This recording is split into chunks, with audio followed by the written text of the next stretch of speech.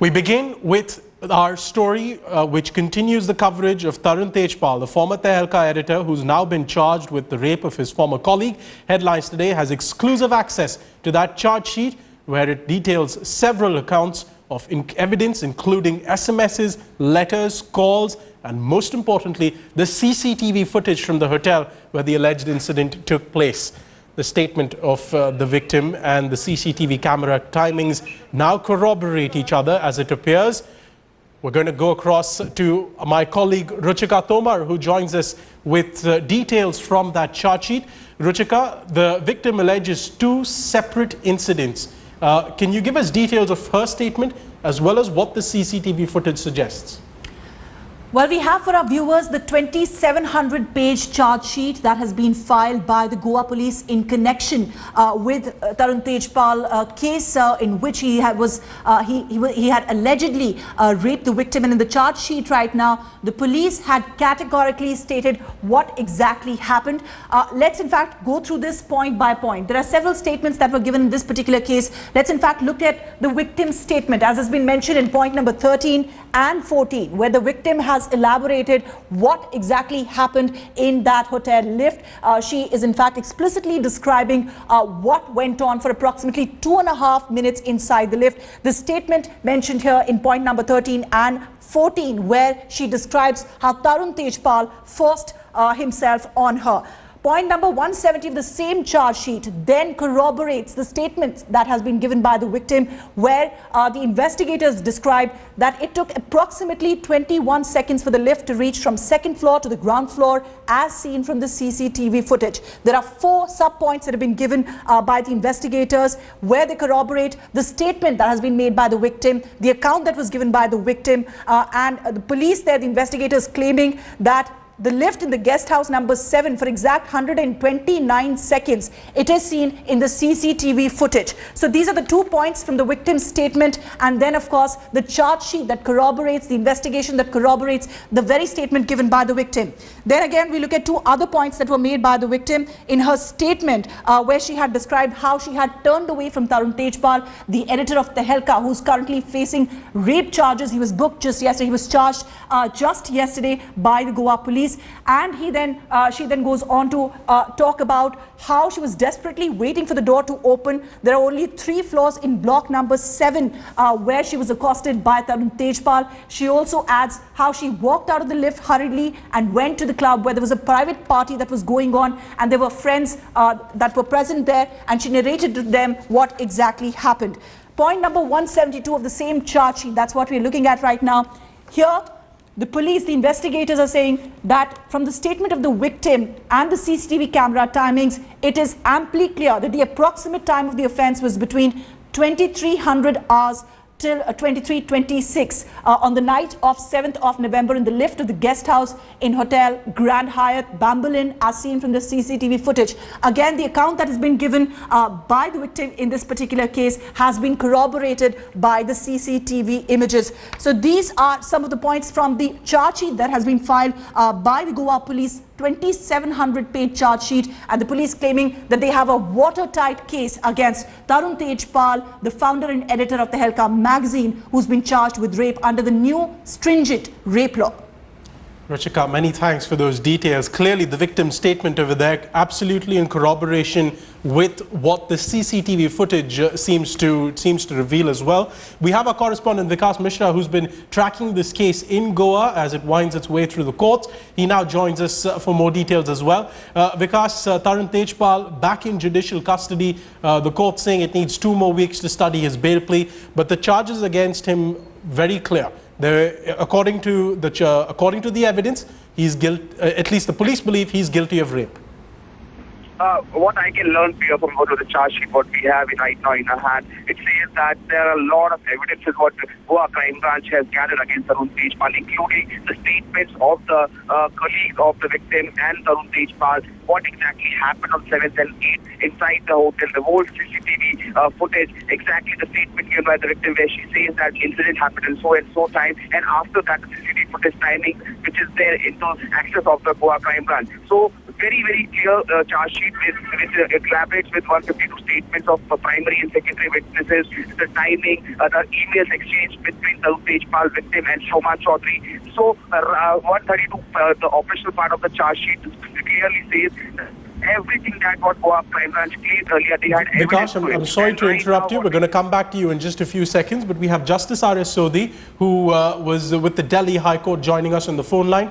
Justice Sodhi, the police have long claimed, and this was even before the CCTV footage was brought into the picture, they've long claimed that that footage corroborates exactly what the victim said, that she was in the lift for 2 minutes. It goes down right to the second, in fact.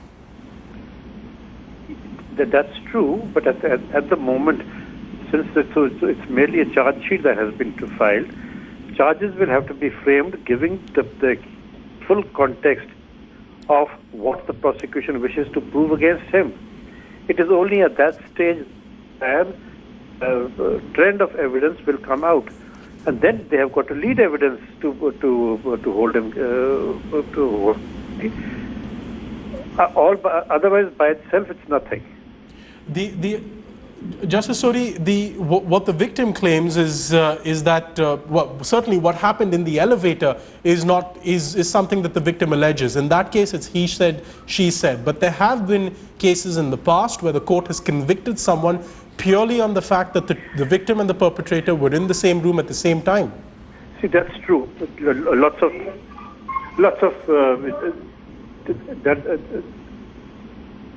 Go ahead, sir. We can hear you. See, that is true that the law of evidence weighs heavily against the accused at this stage. But nonetheless, this is only material which has to be translated into evidence. That can be done during the trial. At this point of time, it is merely an assertion made by the prosecution that we have the following material, and based on that following material, a charge will have to be framed. And then that material so collected will have to be put into evidence as evidence. And then it will have to be decided whether the evidence is sufficient to bring about a conviction. Now, see, it's very premature to arrive at a conclusion right now. Sure. But at the same time, yes, you are absolutely right that the prosecutrix statement is an exceedingly potent piece of evidence, and it's which I may say can be pregnant with mischief as far as the accused is concerned. Justice Sodhi, thank you very much for sharing your expertise with Headlines today. Aba Singh is a senior lawyer as well. She joins us now on the phone line. Ms. Singh, the prosecution claims that Tarun Tejpal raped his former staffer. They say the CCTV footage matches her version of events exactly. It also corroborates what was said in the emails between her and Shoma Chaudhary and Tarun Tehelka of both of Tehelka magazine, Tarun Tejpal, I beg your pardon, of Tehelka magazine. How hard would it be for Tarun Tejpal to disprove these claims? Because as Justice Sodhi was saying, the burden of evidence stacked against him.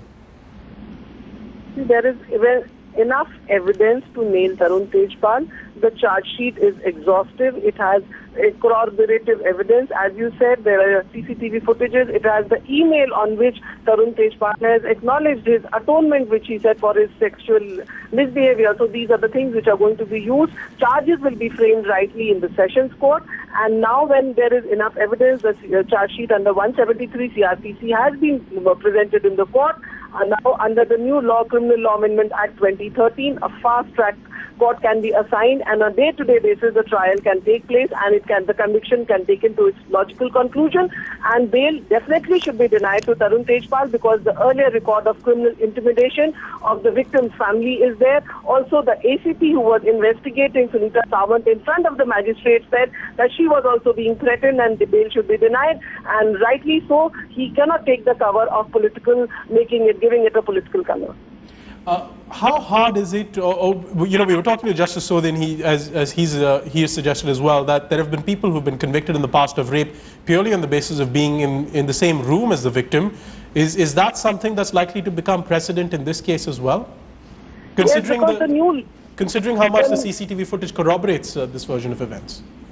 See, as per the new law, even penetration or touching with the fingers is going to be termed as rape, and that is why this is going to be a landmark case. This comes after the Criminal Law Amendment Act 13, in which the extended definition of rape has come, and now it will be his party, it will be his lawyers which will have a tough time proving it, because there is CCTV footage, the victim's statement. It's a watertight case. There are more than 150 witnesses who have substantiated, and also the email which Tarun Tejpal did to Shoma Chaudhary. And what is missing is that Shoma Chaudhary's role is not clearly defined in destruction of evidence as per 201 of the IPC. That also needs to be looked into, and it would definitely be a hallmark, a landmark case under the new law 2013.